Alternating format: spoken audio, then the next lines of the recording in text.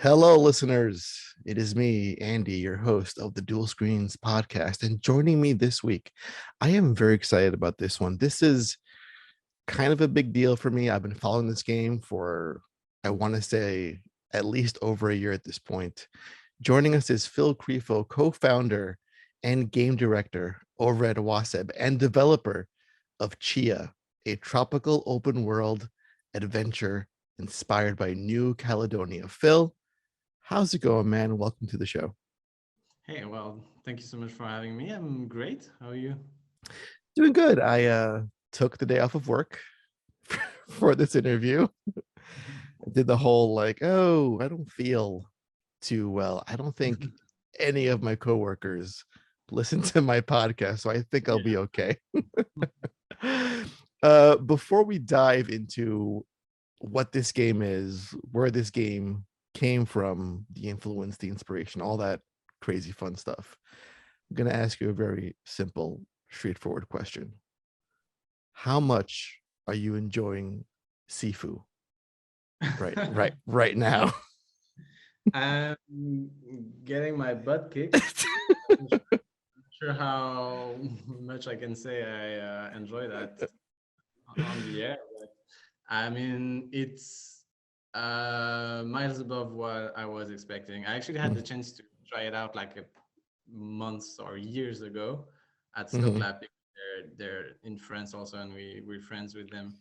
Um, it was good back then, but what they pushed a couple of days ago is pretty mind blowing. To be honest, it's super Yeah, special.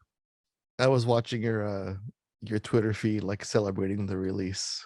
Yeah, we're Little super hyped for little them. Chia kung fu action going Yeah, on. yeah, it's we're big on celebrating successes Mhm. from our friends or from anywhere in the industry. So yeah, it was obvious that we need to do the thing.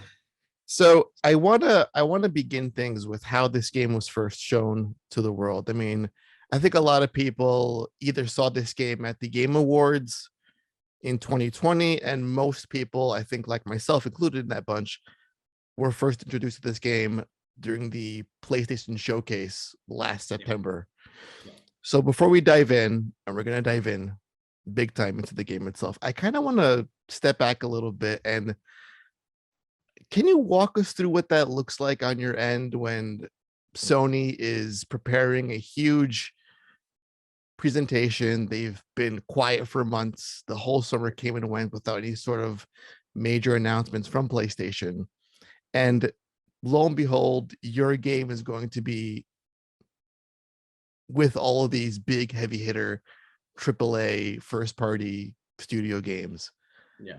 What is what is that like? What does that process look like? Do they say like, here's an email? Hey Phil, just a heads up. It's pretty well. Actually, it's way more complicated than that. So we have to go through a lot of loops. They run a very tight ship, and they Right. want to make sure that everything they air is amazing and on par with their AAA first party stuff. So it starts as hints. They're kind of like something's gonna happen sometime. Can you be ready? It's very cryptic. And then as the weeks go by, it's like, okay, there's a show planned. There might be a slot. Oh What wow. what could you have? And it gets like the picture gets clearer and clearer as you approach. And when the time comes for us to actually commit to being on the show, we have to pitch the trailer and the presentation. Ah, And it's kind interesting. of like trying to sell the game all over again, even though we're working on the Wow. of it. Like being on the show is very well a show of that scale. It wasn't like a state of play; it was a bigger thing, Uh-huh. and we really had to convince them that okay, you love the game, you signed the game, we're working together on the game, but to be on that show, on like to be put forward in that manner, you really have to have an asset that's really amazing. And so we had to pitch the trailer. So I was like, okay, I want to do this, I want to do that, I want to show that side of the game and stuff. And then They give you a timeline, and then it gets into the whole production thing where you have to send, the drafts, and you have the milestones to submit and stuff like that. So it's very stressful. But the big thing is I had no idea what the rest of the show was. I Right. know, like a few weeks before, I had confirmation that we were going to be in, and we had a trailer that was going to air, and I was super hyped about that, no matter what the show was going to be. But then the day it aired, it was crazy. It was surreal because it was just us in the middle of huge AAA stuff, and it was.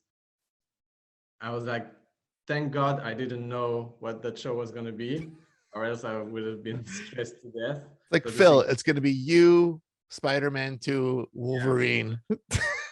it was nuts. It was very humbling to see that Sony had so much faith in the game, to be honest. So the whole process is pretty stressful, but the people at Sony are amazing folks, like super supporting and very open to discussion about, what you want to show about the game, what's good, what's bad, what's the format, what's the ideal format, because they had a lot of experience in that kind of stuff. And so, it was very collaborative, and very, yeah, I don't know. I don't think we would have It's put out such a trailer without their input and their help and their support. it's interesting because, like you said, it's they already have you have their full support with the Yeah, game yeah. already for the longest time, and now it's why are we supporting you again? Okay, let's do another pitch to Yeah, remind you this is why you're in our yeah, corner. This is why you're yeah. That's it. supporting us so much. It's kind of like they have kind of tiers of their games, and if you Hmm. want to be in that place where they like you're in the big show, it's like kind of like trying to make your dad proud. It's your dad, but you still have to do. Right, yeah. It makes me wonder. I have to find the developer now that was asked to be on that show but was like turned down. Like, we have a slot. Can you give us a pitch? And they're like, you know what? We're gonna go in a different direction. These Tchia looks way better, so we'll I get back have to you. no We'll get back to you next time. I have no clue, to be honest. I think they have a pretty good idea of the ideal show they want to make. Hmm. So they ask the specific developers for like if they have a trailer ready or stuff like that. Right. And yeah, I think like most devs are pretty good at delivering on that kind Hmm. of stuff. Yeah. If they go that far, I think most are able to produce Right. it good. So Right. I'm not sure many people get turned down, but yeah. So, on the topic of showing Sony why your game is so incredible, tell us why your game is so incredible. What is Chia? Um, Give us the more Shit. expanded view of this game. How long do you want me to be I to mean, go? listen. This is like your place to tell your story. It can be Chia is a fun game about soul jumping on, and that's it. But let's have a more Yeah. broader. Let's get into Well, it. Tchia is a fun game about soul jumping, Good, but cool. it's also a game that's inspired by New Caledonia, which Mm. is our homeland. Well, the core of the team's, the founders' homeland. New Caledonia. I have a face mask. Oh, Branded. look at that branded Uh, face mask That's a representing. small. It's a small island in the middle of the Pacific, and that's where we're from. And it's a place nobody knows about really. Mm-hmm. And so I guess if I had to like condense Chia into what it is at its core, it's a very personal thing Mm. that we hope will resonate with many people. It's infused with a lot of our experience growing up there, Right. and all the cultural aspects of the island, like the music, the people, the food, the landscapes, the landmarks, the weather, and the fauna, the vegetation, and everything. And Right. it kind of creates this unique thing because it's a place that hasn't been shown in games basically never, and in any media at all, to be honest. Like very very few movies take place there or anything. Yeah, I Yeah, thought it was like a fictional place when I first saw it. I was like, is that well, a yeah, real place that exists in the world? yeah. Well, the game world is fictional. Correct. Uh, New Caledonia is very real. The Yes. game the game we are building is taking place in a fictional world that we are building using a lot of that stuff that I mentioned that we're picking up Mm, and building our own fantastical place with it. But yes, that's kind of the idea, like the core. mm, And then the game itself is an open world adventure game, like very sandbox based. mm, It's also like story centric, like it's everything you do in the game is very driven by a story. But then the mechanics and the systems are very sandboxy.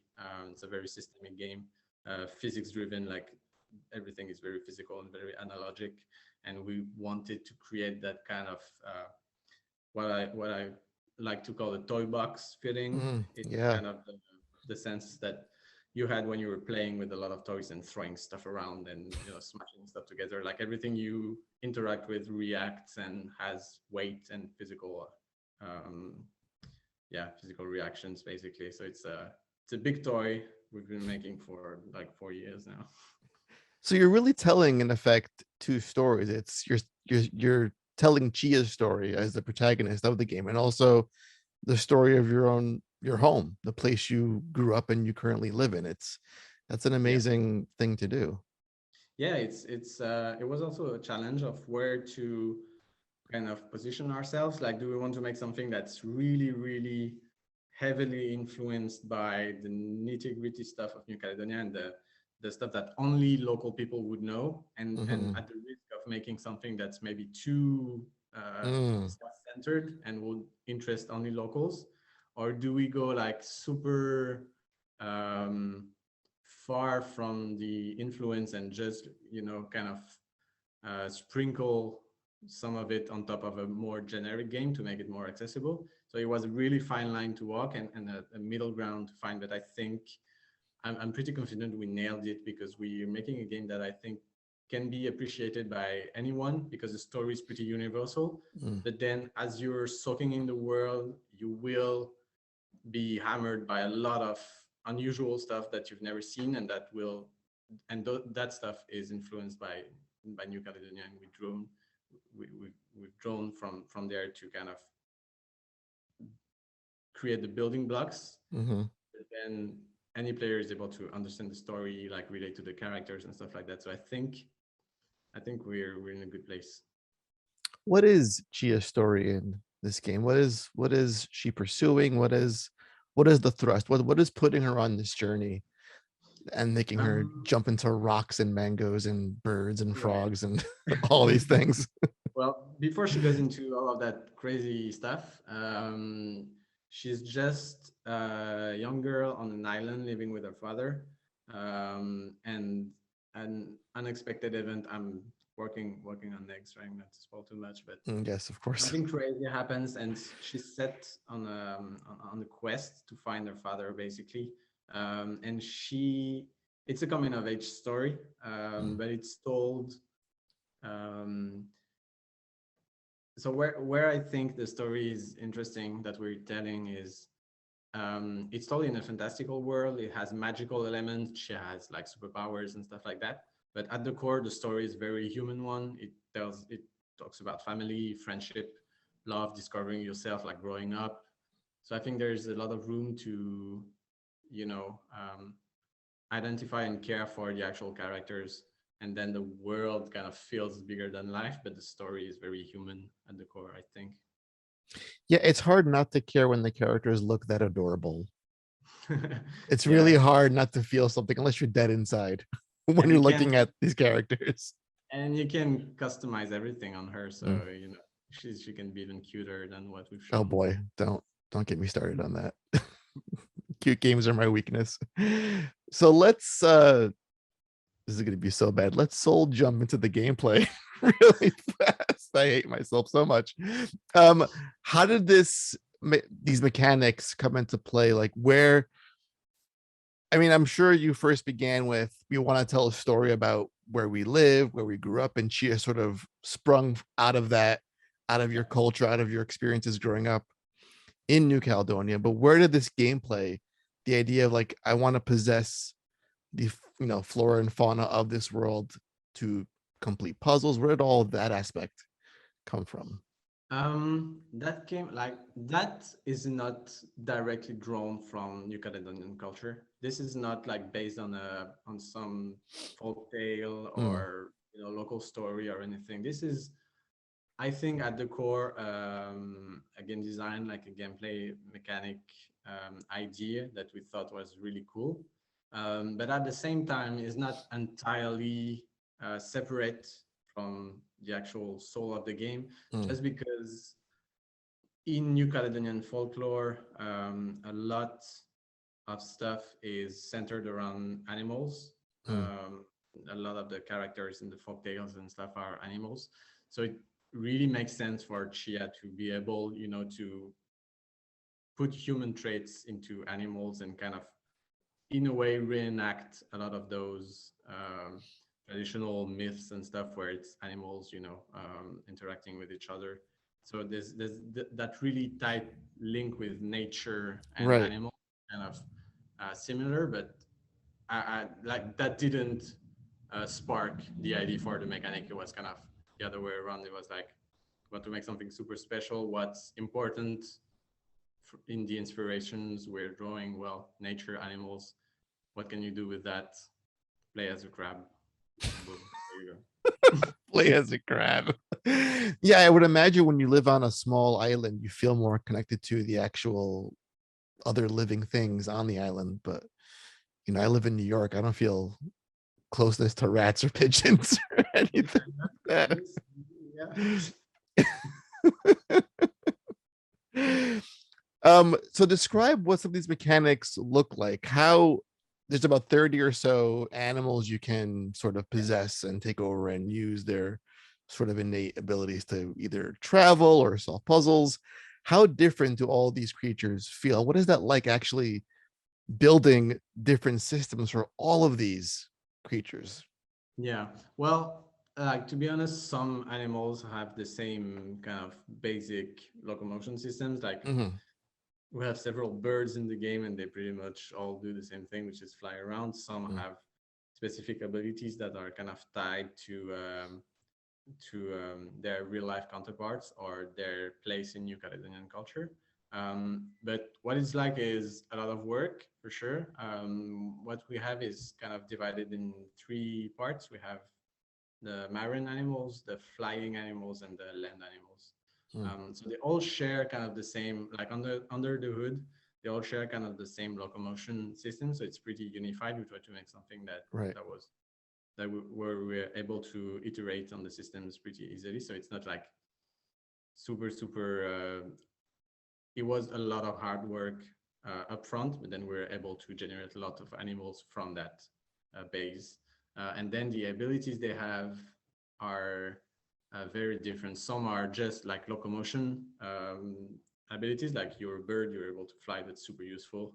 So some birds have other abilities, but most are just super useful because you can fly around.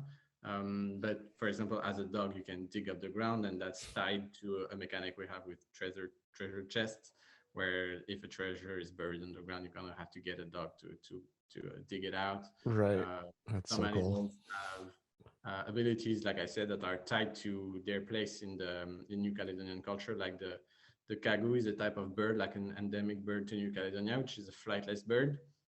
So it can just walk around on the ground, and it has a very specific shout that sounds like a bark. We call it. Mhm. That sounds horrifying. It's pretty weird, but it's kind of a cute bark, but Right. it's specific, and so we use that and kind of twisted it and made it our own. And when you possess a kagu in the game, you're able to put out a very powerful bark-like shout, and that will scare foes around you and stuff like that. So we kind of have different stuff like that. There are a lot of other abilities that animals have that I don't want to spoil, but Hmm. that will bring a smile, I think. See, that should have been the first thing you show in the trailer is this flightless bird that barks like a dog. Yeah, That should be the whole trailers. A nice 5-second clip of this one animal, yeah, that's the the thing. Like logo. this animal is like so specific to New Caledonia. Like you show that bird to a New Caledonian person, it's instantly recognizable. But Right. you talk to that gray bird with a hoop, like kind of a feathers on its head, and it cannot fly and it barks. That's pretty, that gets tricky to explain. So we try to walk the line of showing uh, a side of the game that's not too weird, but there's definitely Right. a lot of weird stuff in the game. How do you sort of manage scope when dealing with a concept like we want to have a lot of playable animals and objects? Because I feel at a certain point that could get out of hand with Yeah. ideas and well, I want to throw in this animal and that animal. And how do you sort of control that and keep it and curate that list to where this best represents our culture, where we come from, without it getting too out of hand? Yeah, I mean I think it's the same problem for every production. It's knowing when to stop. It's definitely been challenging. Like the team has grown. Like when we prototyped that game, we were just two people, and Mhm. now we're like 15. So the game really required like more manpower than we had. So we had to grow and adjust the team size to what the game deserved in terms of scope, because it's the game that I think shines because it's so generous. We Mm, wanted to make a game that I was like that. generous. I'm not I'm not able to design games that are like extremely minimalistic and pure, and I don't have those sensibilities. I really admire that, but I'm more of a generous person in terms of game Mhm. design, I guess. So it was about giving fun stuff to the player, and that is indeed a lot of work. Um, yeah, it's planning. It's making sure we build the systems upfront that are strong. Like I said, for the animals, like making sure you build like from the ground up, and not get too dispersed. But there's always something to learn, every day. Were there any ideas that were too sort of out there and you were just, we can't do that. We got to cut that. That can't go in our game. We can't have this animal. We can't do that. Um, there's definitely a lot of ideas floating around. I think we were able to incorporate a lot of the interesting stuff we thought about. I think the very early like ideas about the game, you had a mount. You were able to mount an animal Oh wow, to, okay. Interesting.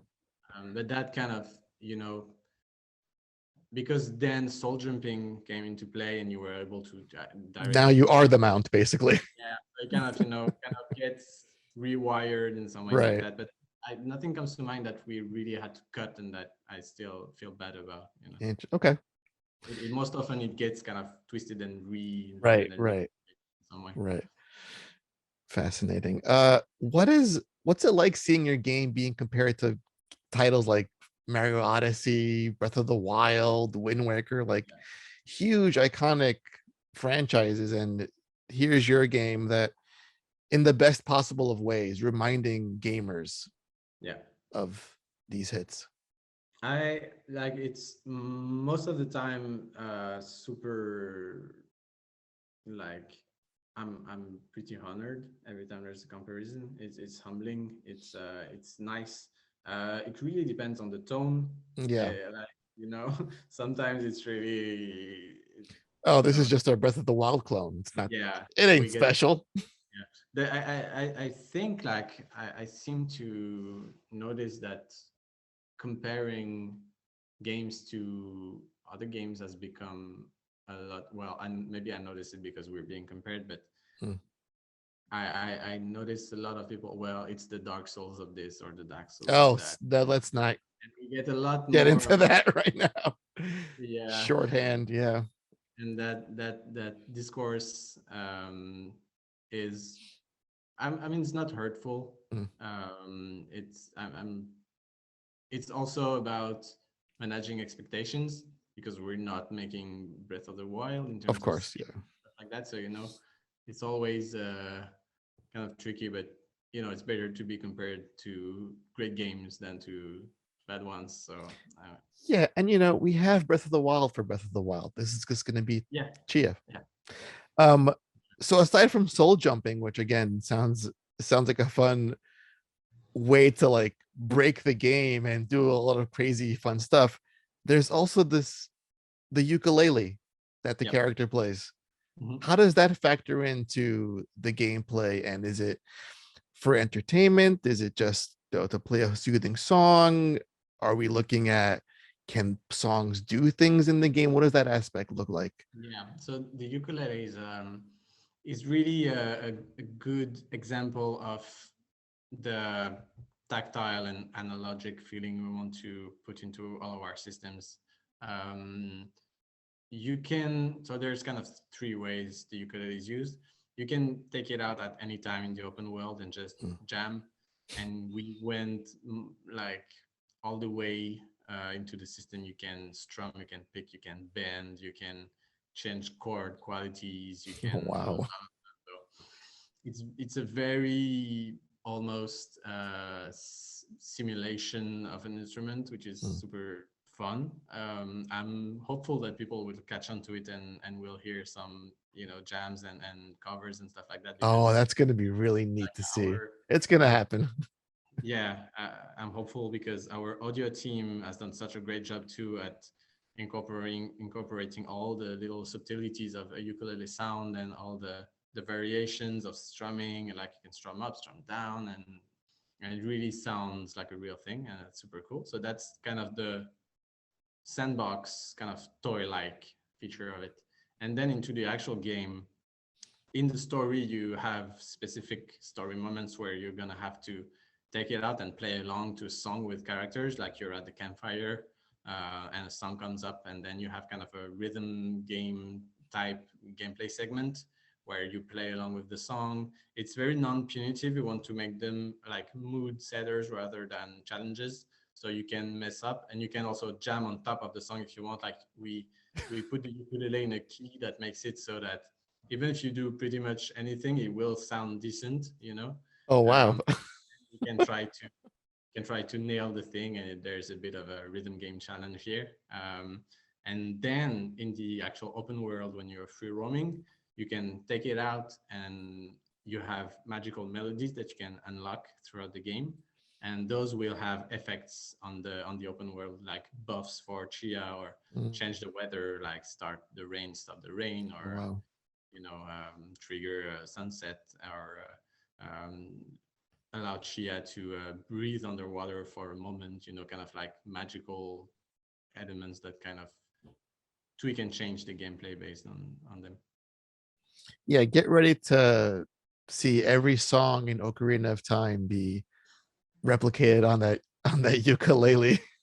I'd love that, to be honest. Really, that would really be a cool way for the game to live outside of just people playing the story, like it being a tool that people can grab onto and kind of create out of it. That would really make me happy.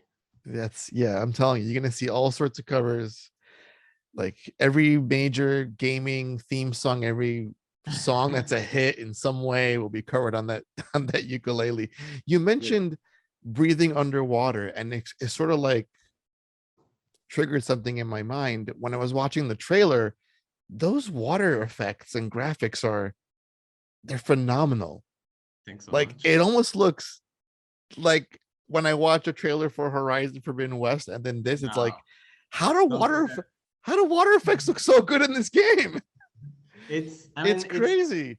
we have the opportunity of having a stylized look, so Mhm. we can get away with kind of you know twisting and pulling colors and being a little more um, like to exaggerate the reflections, and we have like the white sparkling effects that aren't realistic. It's just like Right. artistic choices that we make, and that makes a whole like the whole picture like really pops up just because we're able to take those liberties. where Horizon is like more photorealistic Mm. rendering. So they kind of have to stick a little bit Still closer though, this is like a to reality. benchmark for water Yeah. effects. I look at it and I feel that this is Thanks, man. I mean, yeah, it's a game about an island, a tropical island. So we really had to get that, that lagoon blue clear. yeah, It was super important to the look because pretty much anywhere you look when you're playing, you're gonna see water. You're gonna see the ocean. right. And also, this is your first game, your first 3D game as a Yep. studio. So what is that like working with this entire new dimension and working with Mm, Unreal for the first time in this sort of scope yeah. and having Well, this art style? Like what's that been like for your team? to be honest, it's actually more comfortable than working in 2D. Mm, My background is in 3D, and our first game we went with 2D just because of resources. We were just two people, and right. like it makes more sense to make a smaller scoped game. So going into 3D with Tchia was kind of liberating because it's a format I'm much more familiar with and much more comfortable in. Unreal Engine, we didn't. Well, we started work on Unreal Engine 4 for Tchia, but we had prototyped our first game in UDK, so Unreal Engine Mm. 3 back then. So we kind of were familiar uh, with the thing. But yeah, no, to be honest, for me, 3D is where I'm most comfortable. So it wasn't as big of a challenge. I'd say that the 2D game was more challenging. Okay. Yeah, and I feel like, you couldn't tell that this was your first 3D game because when you look at Yeah, the lighting effects, the weather effects, again, the gorgeous water, and just that cartoon like wonder of the characters and your facial expressions, it's like you've mastered this engine and it just looks it's phenomenal. it's a very powerful tool like Unreal Engine. Like really, we're super glad this exists. Like I don't think we would have been able to make the game any other way. But it's also like a lot of hard work, like optimization and stuff like that. We're knee deep in it right now, and it's yeah, it's tricky. But I'm glad that what comes out of it is cool at least. What do you want gamers to take away from Chia after the credits roll? Um, so the obvious answer, I guess, would be I'd like them to book a flight to New Caledonia. Yeah, I feel Like, like the trailer did that already, let yeah, alone the final product.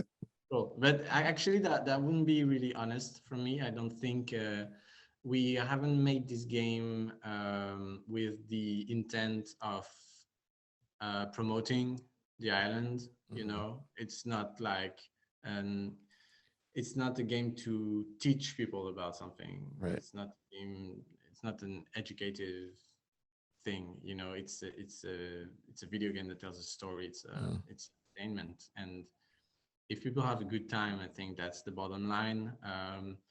People getting interested in New Caledonia and kind of googling it is kind of a byproduct, a very happy one, a great one, but it's a byproduct. And I think our main goal is just to make a good game and have people experience the story and relate to it. And if that sparks, some interest for the island, that's great. If that sparks some uh, thoughts about your own childhood too, that's great. I mean, like any story, we just hope that people will relate. Yeah, I think the bottom line is given the setting and the world and the characters, we can all connect to the inner child Yeah, that Chia represents, and then also that sense of discovery for us who don't live in your yeah, island, that sense of wonder, seeing these things for the first time, the exploration aspects. I think when you're not trying to blatantly in your face sell like here's what the game is about, it's about this thing, when you do it yeah, in a more subtle, laid back, casual sort of way where you let the island tell its own story and yeah, it's its own attraction, that's what's drawing people in. I think it's yeah. coming Because through. Yeah, in a cool. big way. That's amazing. That's a very Yeah. good way to word it for sure. Yeah. I want to shift gears to something really interesting. I found out about your specific team and other indie devs too, that you're part of what's called the Kepler Interactive. Yeah. This is the first global game publisher co-owned and run by developers. Yeah. That's that's a big deal. Like, I've spoken It, to a lot of indie developers, doing this show for a long time, publishers, how those relations work. But now you're together. You're both developing and publishing on this one umbrella with a lot of other talent with yeah. you at the same Yeah. time. Yeah, it's a really great thing, it was just about, so Tchia was funded by Caledonia, which is kind of a per project fund that kind of Mhm. supports a lot of amazing games. You should Google it and Google their roster if Oh, you're interested in seeing a lot of cool stuff. I'm going to. But that's a per project initiative, Mhm. They were like, okay, we love what you're trying to do with Chia.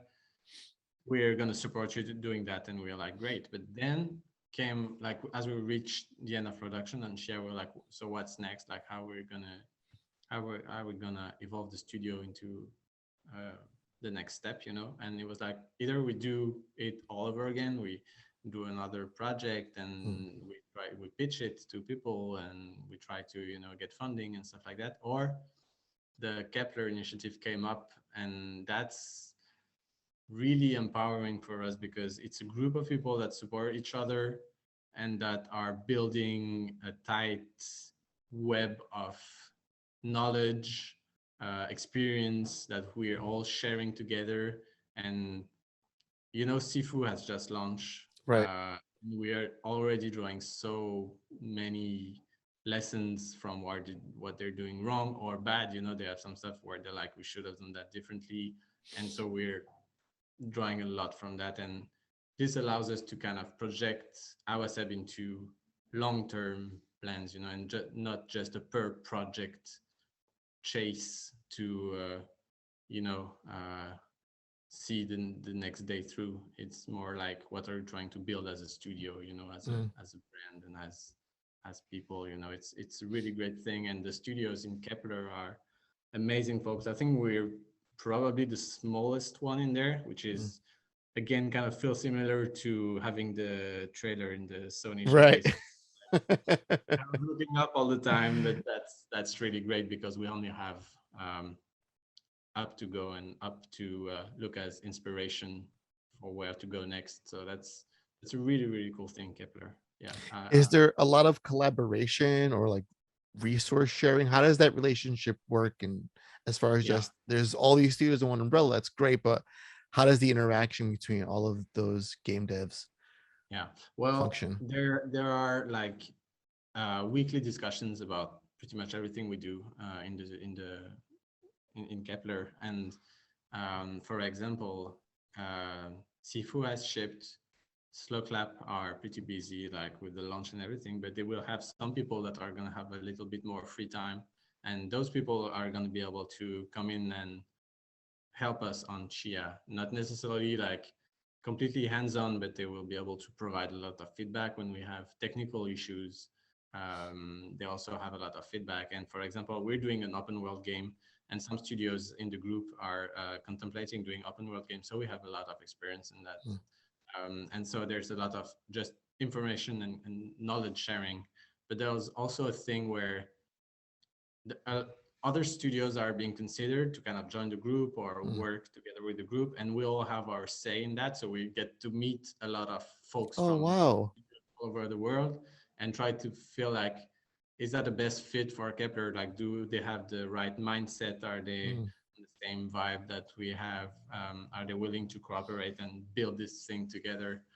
Because we're at the ground floor on that stuff, we get to decide a lot of how things are going to be done in Kepler. So that's very exciting. And to be honest, it's just a matter of surrounding yourself with like-minded people, Mm. and then the cool stuff just kind of happens.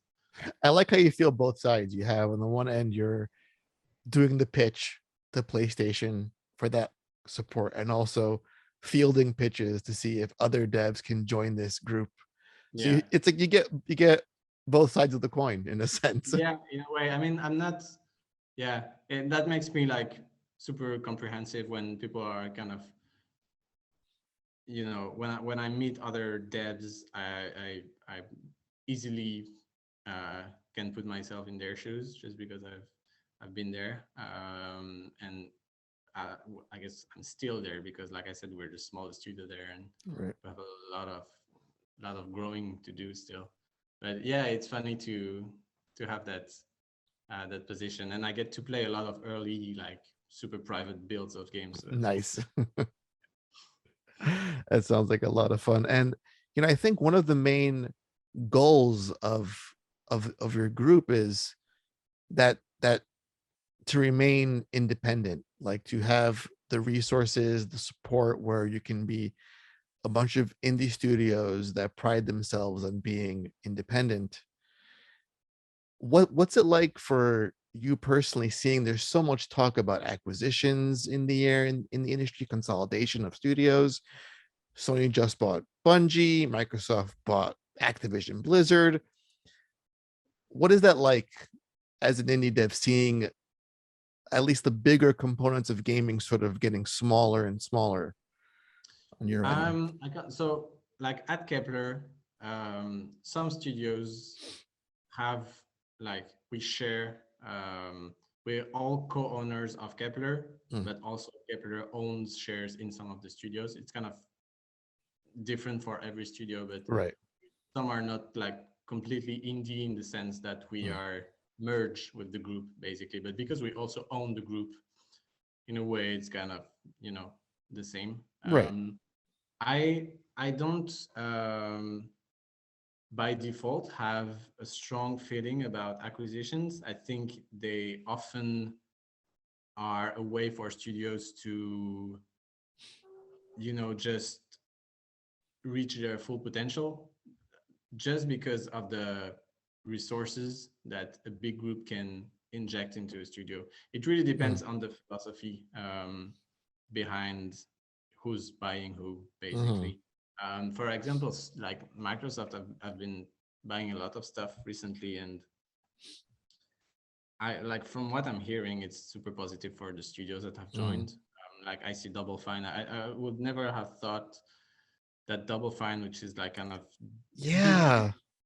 would join something. But when I listen to the philosophy behind it and what it allows Double Fine to become, and to like how much they can project into the future, and how what they'll be able to realize because of it, I'm like all the better. Like if people are treated better from it and better games are coming out of it, I think everyone can be happy. Yeah. Do you ever see yourselves being acquired? Let's say if this game does very well, like it's gonna do well. I mean, let's not bullshit. The game looks amazing. And Sony's like, you know what, guys, you really made an amazing game. We want you part of worldwide studios I at PlayStation. I really don't think we're at that stage, Mm, but also we are really committed to Kepler and want mm, to make Kepler the best it can be, and that means being part of it. Uh, so yeah, where we're standing right now is Kepler is the home for Awaceb for the foreseeable future, for that's sure. good. That's good. I feel like I like it when big publishers reach out to find talent and work with them in making Yeah, a product, as opposed to we'll just put you under our umbrella. Now, again, if there's years and years of relationships, yeah, it can make, like Insomniac, that yeah, made sense for PlayStation. But I think for smaller, like with Ember Labs and Kina, yeah, I like those sort of approaches when it comes to the sort of the money bags coming in to help a small indie yeah. studio and making their vision a reality. Yeah, I agree. It's all about what the studio needs at the Mhm, end of the day. And if the studio is like super established and has a you know good way of doing things already, then just provide them safety and let them do the thing. If the mhm. studio is It's exactly what we're doing with Kepler. Is that studios that have needs we support, and studios that are doing great in some areas or others, Mhm. then there's a lot of freedom there, and I think that's the best way to make a relationship, a partnership work. So when can we play this masterpiece in the making? I know there's a sort of a spring window, I believe, for release Yeah, date. yeah. The release window we have now is spring. Mhm. I'm really not able to, Yeah, you know. no, I didn't ask you for an exact date. No, I don't have.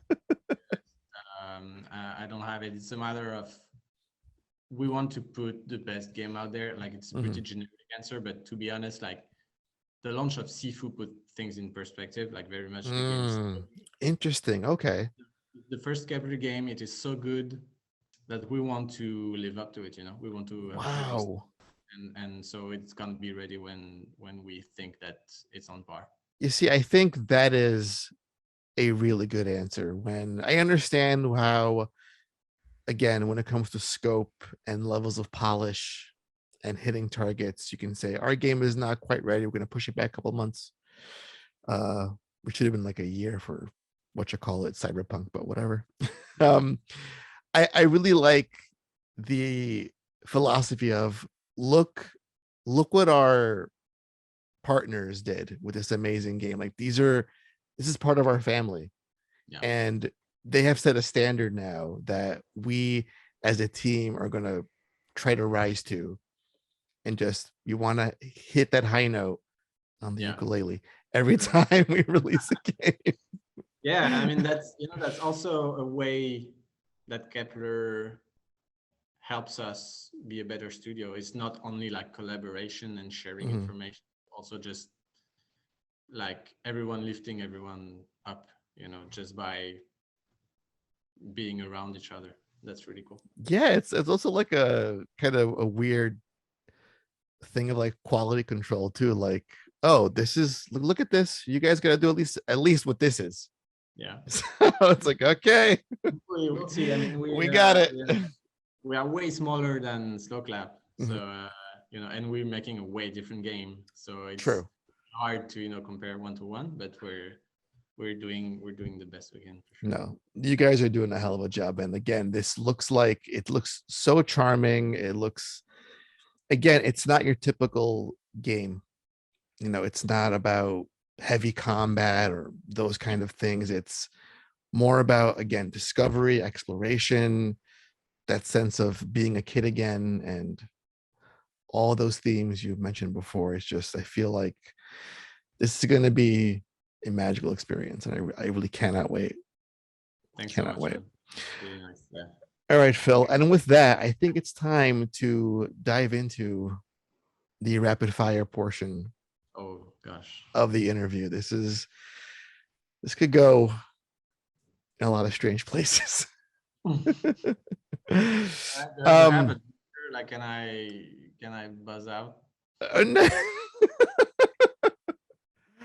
no, you cannot buzz out. It's not allowed. You must answer the questions. It's just how the rules are here. I don't make the rules, even though I kind of It's do, but fine. still, just the way it is. Just the way it is. So let's start out with what is something that you're terrible at that you wish you could do better? Writing shader code. Wow. Okay. I've just been busting my head on it for 3 days, so that Mm, came out instantly. mm. Tchia has just launched. It has sold millions of copies, and you and your team are out celebrating, and you've had way too much to drink because you're that just overjoyed with the results and success. What word best describes you when you're drunk? Sober, because I don't drink. Oh, you don't drink. Sorry. Okay. Okay. Every group needs one, Phil. Yeah. It's Yeah. not me, but every group doesn't need one. Though in my group, everyone forgets who it's supposed to be, and we all end up being a mess by the end of the night. That's supposedly pretty fun sometimes. No, it's not. Oh no. It's fun up until you're in a cab going home at 2 a.m. and your friend pukes in the cab Oh, that's and not then good. out of the window on the expressway. It's never a Yeah. good thing. It's always fun And until that happens. that's a memory, if anything. Speaking about memories, what is the dumbest way you've ever injured yourself? I I almost cut off my finger trying to carve out a mini snowboard out of a piece of plastic to do downhills on some sand. Almost cut off your finger. So was it like dangling and they just It was dangling. reattached? I have a huge scar. Oh my god. Yeah, it was pretty bad. Oh lordy. Oh boy. Um oh, now this is a more Chia specific question. What does that bird dog thing taste like? Do you eat it? No, you don't eat it. It's a national emblem of the island. You don't eat the cagoose. All right, listen. I thought it was like chicken. No, it's not. It's a wild animal. Okay. I mean, you can eat wild animals, but not this one.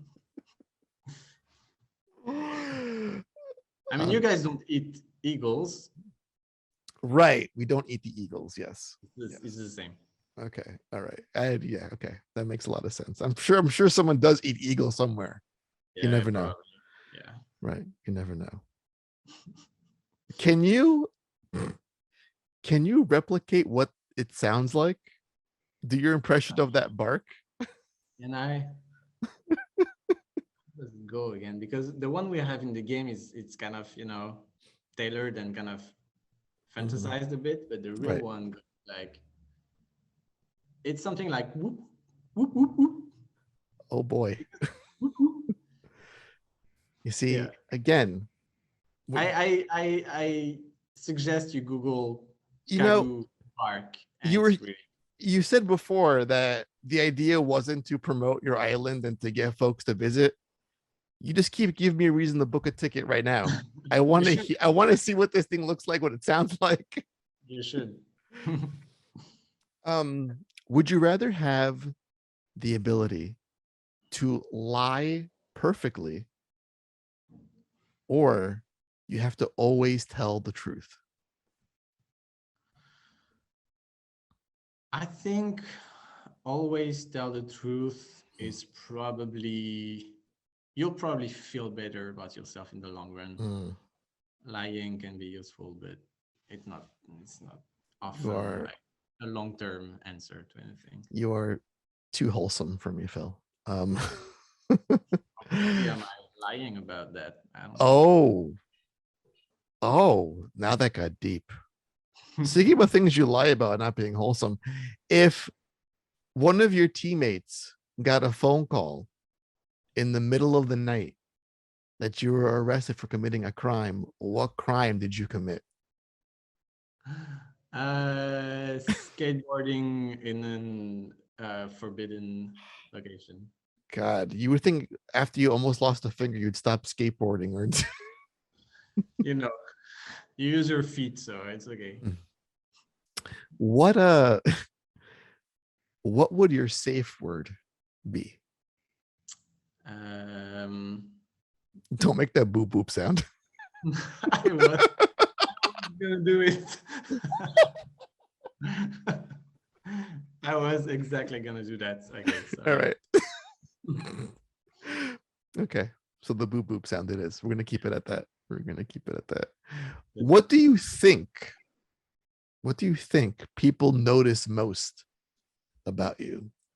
So you're in a room with people, like, oh, there's Phil. Oh, Yeah, he's got so and so going on. this is gonna sound weird, but I think my hair, Mm. because it's like usually not like that at all. I have like Yes, I know, because I was right. mass googling you, like a, Yeah, I just buzzed everything off, but usually I have yeah. pretty crazy hair, so that kind of stands out. Okay.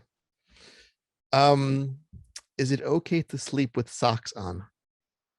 It's absolutely against the law, I think, in New Caledonia. Oh, interesting. No, well, my home law. Yes. Is cereal a soup? Cereal. I hate milk, so Wow, cereal you hate is. milk, I hate it. but there's no like lactose issue. You just don't like milk. I no, yeah, I just don't like it. Oh I my do love god. cheeses and stuff, but milk itself, I I can't I stand. I think I'm the exact opposite. Like I can't do. I can do cheese on a pizza or in a Right? pie or like in a warm melted state, Yeah, but like a cheese yeah. board, I'm like, just get Cheese just is get really an get it's really away an from me. acquired, yeah, it's really an acquired taste. Like you start with the like very the hard ones that have like not a lot of taste, and then you Hmm. grow into liking the weirder ones. Like in France, we have a lot of Mhm. weird stuff. If So you had cereal for me is like chips. okay, okay, interesting. If you had Chia's powers, what would you soul jump into first? Um, I mean, the obvious answer is a bird. Mhm. It feels great in the game, and I'm sure it feels great in real life. Let's see, we'll get a few more to go here. Would you rather have an exact clone of yourself or $1 million in cash, tax free? Oh, the exact clone. I mean, Mm. it could spend his time learning shader code while the other. Yes, have him just work on that only. Yeah. Would you rather use bacon grease as shampoo for the rest of your life or sandpaper as toilet paper for the rest of Gosh. your life? I guess the bacon grease kind of gives you a rockabilly vibe thing, and Yeah. maybe that's gonna come back. You Well, never know. listen, if you keep your hair that short, it's not going to be a problem Right. for you. I'm fine. Maybe the smell's not gonna be great, but You might attract some of those bird dog things, but are you when you're approaching the water, the beautiful blue waters of New Caledonia, are you a dip my toe first or do you just run and jump head first into the water? you run and jump. That's it, baby. Go for it. Yeah. All right. And let's end on this. A lot of indie game characters, like if you look at Shovel Knight as like the main example, they love to cameo in other games. He's like everywhere, Shovel Knight. What would your dream cameo game be for Tchia? If you could put Tchia in any game, what game would that be? Put Tchia in Half-Life 3. Oh, Just oh, just Phil. just replace the I G-Man. I It's her now. didn't I didn't expect to miss Half-Life today. Oh no, I'm so sorry. Like, I don't know if you watched the Nintendo Direct this I past haven't actually. this I missed past it. Wednesday. So it was okay. A lot of ports and stuff. They mentioned there's a Portal collection coming to Switch. And I was just like, oh shit, I miss Portal a lot. There's no Portal 3. Yeah. I miss that. I miss when Valve made games. Yeah, I mean, Alex is really cool. Yes, Alex is really cool if you can afford like a $10,000 headset to play it on. You can play it on the Quest. It's decent on the Quest. Decent. I mean, I played it on the Quest, and it was a good experience. Phil, I don't invest in a Quest to play decent games. It's the only my Quest. I feel like the last word you want to describe your game, like, oh, how's Chia? It's a decent, it's a I decent mean, game.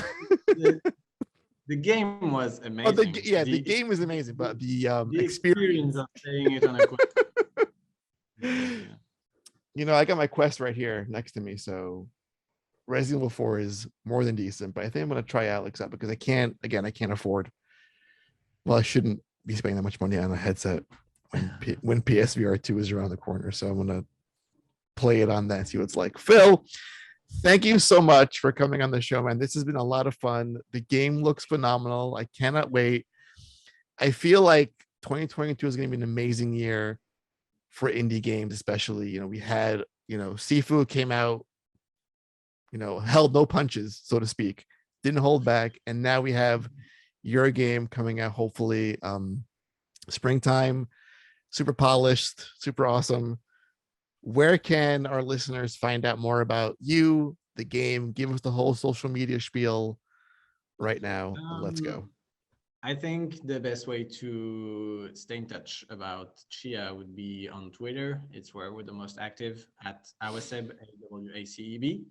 And I'm at Phil Crifo.